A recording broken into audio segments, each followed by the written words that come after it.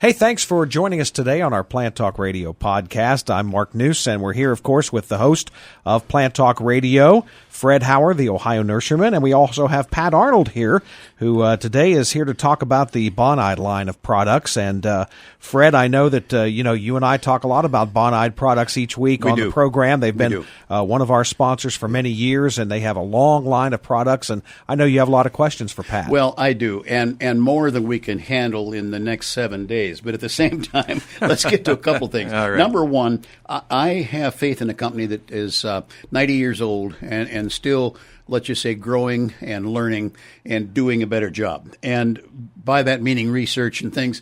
I don't keep up daily by any means. Matter of fact, sometimes not even yearly.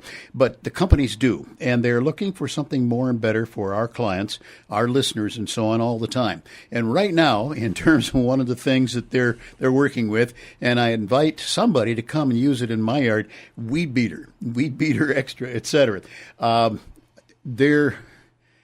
I've never seen so many weeds in my yard. Oh, it's a big year for weeds, Fred. It's a big year for weeds. It was an easy winter. The seeds all germinated, away it goes. I think germinated last fall, and roots got deeper and deeper. The ground didn't freeze, and then when the warm weather came, they just popped out of the grass. Popped out of the mulched beds around the trees. I mean, you name it. But right now, that of course, is high on my mind in terms of disgust with my own yard. But then your company is dealing with all American-made things, and your people are always out looking in areas as to what the needs are. And I don't mean the Columbus market or Cleveland market, but the eastern market, the southeastern market, clear to the river, clear to the Mississippi, and so on. And those things then break down within your let's just say your company's range of products so that everybody can get a handle on something that will do a job for them. Right. And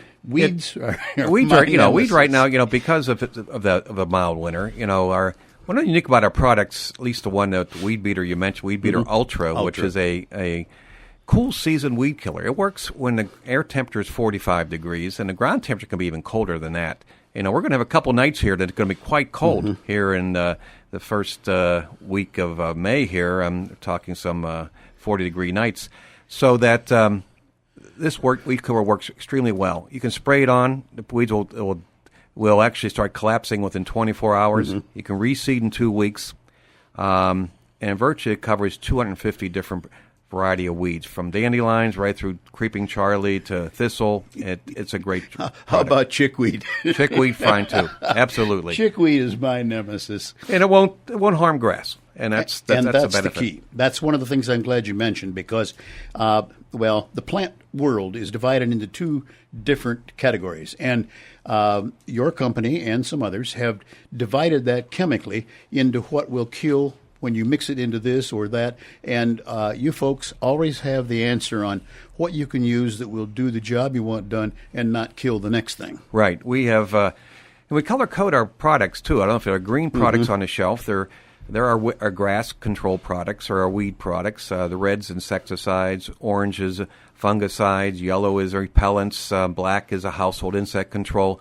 So our line is pretty much color coordinated. If you look in some of our retail stores, you'll see that. And if they don't have them ribbon by color, they'll have them ribbon by section, so which some of the people go in the store, they like to see that because they don't get the wrong product for the wrong use. Well, when you talk about the wrong product, wrong use, I'm always trying to learn something. And you have a Weed Beater FE. What is that one? Brand new this year. Weed Beater FE is an organic weed killer, a high dose of iron, which actually kills all the broadleaf weeds in a lawn without harming the turf grasses. It turns them a little bit green because iron is absorbed by the grasses, but it won't kill it. Green's okay in my lawn. Yeah. People and pets safe, not that our other chemicals are not. It's just that this has no chemistry and this just because it overdoses the weed with iron, it won't survive. So people like this for various reasons, and we brought it out this year, and it should be a very so far the response has been phenomenal, really. Well, that's good, and I like that business of greening up because I had an experience one time. Little fellow I was trying to class that I was trying to teach. He stood up and said, "Mr. Hauer, is it true that the iron molecule is the center of the chlorophyll process? I answered him yes and moved on so fast. He just frightened me to death. But the point is that you're using a natural element, and most of, well, not most, I got to be careful there, but a great deal of Ohio is all calcium and dolomite and limestone and so on.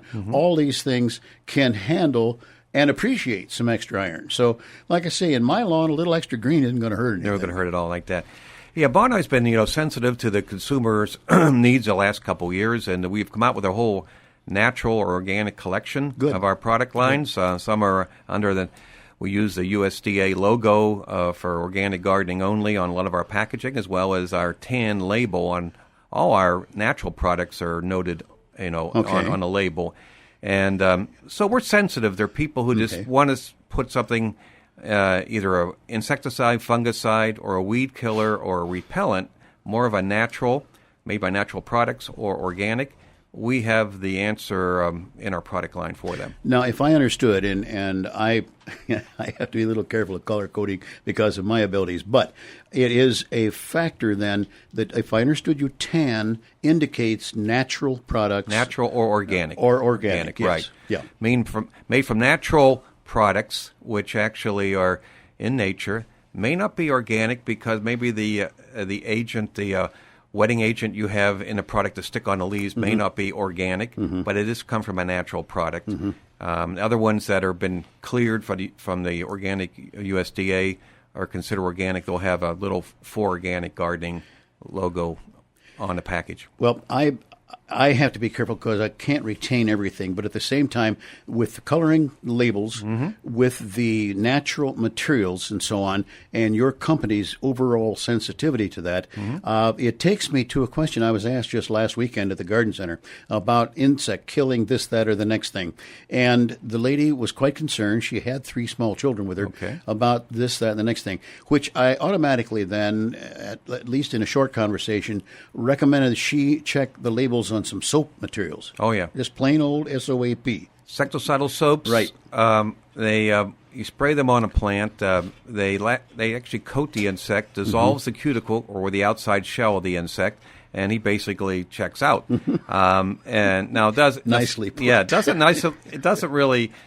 last very long because the sun breaks it down, and you have to reapply it fairly often, about every 7 days if you have infestation of aphids or some mealybug or anything else like that. But we have there's oils out there, all-season oils, which actually can coat the eggs, the larvae, and the insects, and you can apply that every 7 to 10 days as well. That does a great job also. And there's a new one out we had a couple years ago called Captain Jack's Dead Bug Brew, and it's a organic insecticide that actually the insect takes it through its body by eating it, and they stop feeding, and they just don't feed, and they don't last very long. That's right. And to those of you who have taken a little bit of education on that, it stops the instars. Yes. Yeah, I'm not going to try to explain that because it would take right, 2 or 3 Fred. hours. But yes, and I'm happy to hear that. Where I have no real problem personally with systemics, I'm glad to know that there are what I call topicals. And the only thing I would like to add, you say that these products do a good job, and I don't doubt that for a moment. However, you have to be much more careful to spray the plant up under the leaves, down in little axils of the stems, of the leaf joints. You have to run or go to the point of drip off so that you're sure you cover the rascal, because it isn't picked up by their feet walking on it X days later. It's something you have to put on them, and then the product takes over, and like you say, they just disappear. Right, absolutely. And the dust, we have dusted Captain Jack's, and the dust have become more popular too, because they do have a charge on them, and they will cling underneath the leaf of the plant, and you'll get mildew coverage. But most of the consumers, as you say, want to spray it on and be done with it. And you have to be make sure you get the full plant so the insect they usually hide sometimes under the leaf, as you know. Yeah. I have been asked 3 times in the last week, and this might take more time than we have, but carpenter bees are becoming a really nasty problem around a lot of structures. Mm-hmm. I was at a home in the last 2 weeks where it is all raw wood. It was intended to be that way. It's coloring out beautifully, but the carpenter bees are just having a ball. They are using a bird net, a ping pong paddle when they're in close. They're using a badminton racket. The score on the door, literally on the door, hash marked, was 110 the other day when I looked. Now, I don't know whether that was for the day or the week, but is there something in your product line, because I've been asked many times and I'm not quite certain, that will at least help with the carpenter bees? Yeah, we have a termite and carpenter ant control. Which we have a concentrate and also have it in an aerosol. We have it in a ready-to-use as well. The key on carpenter bees, you certainly, is they go back to the same hole every year. They hatch out and they go back. We have an aerosol with a snorkel tube. You can spray in these holes if you find out where they are. It lasts for a period of 4 months. And if they go back in there, they get on their little fur and then they check out. They can't like that. So we use that. We have a dust as well. Okay. A dust, you can puff like a duster in that, and it will stay active for a period of 9 months, actually, because the chemistry, the dust in itself is it's impervious to water, so the active ingredient stays active for that long. Fantastic. The key is they're a tough little thing to take care of. They are. But if you're able to seal up the holes, people will spray them. They'll seal them up with steel wool and things like that. And they try to go back in there. Some will go back and chew on it, or some will just go away or move an inch over. That can happen. Yeah, that happens in my place, and that's part of the reason I ask. It's so I can help the clients, but it's also I've got some open lumber too, and it's just driving me nuts. And they'll come right down and stare you right between the eyes, the males getting ready to fight for their territory and so on. So in a sense, it's kind of interesting, and in a sense, it's quite destructive. Glad you have a product. Where can people find out more about the entire Bonide product line? Bonide got a great website. Consumer website is bonide.com, bonide.com. We have a whole list of information on there on, certainly tech sheets on our products, how to grow vegetable gardens, fruit care. Also, we have a lot of good tech information for the consumer to answer products. We also have an app. If people want to look at, they can download our app on our app store called bonide.com. It is a great diagnostic tool. It has all the images of insects, disease, critters, as well as weeds on it. And you can diagnose what product in a Bonide line take care of that problem, plus find a product at your local garden store, because they'll have a dealer locator tied in with that. Excellent. I can only say thanks, Pat. You're welcome. It's an education in itself. Each time we talk about a product or a product line, or what'd you say, 200 and some SKUs? 750 SKUs. Oh, I misunderstood that. But in any event, it keeps adding. They add. I think they add at least a dozen every year, and they don't drop anything. That's the problem. Hey, thanks, Pat. Thanks again for being here today. We really appreciate it. Thank you. For Fred Hauer, the Ohio Nurseryman, I'm Mark Noose. Thanks for listening today, and we hope you check out our other Plant Talk Radio podcast. And join us each Saturday morning at 8 a.m. for Plant Talk Radio.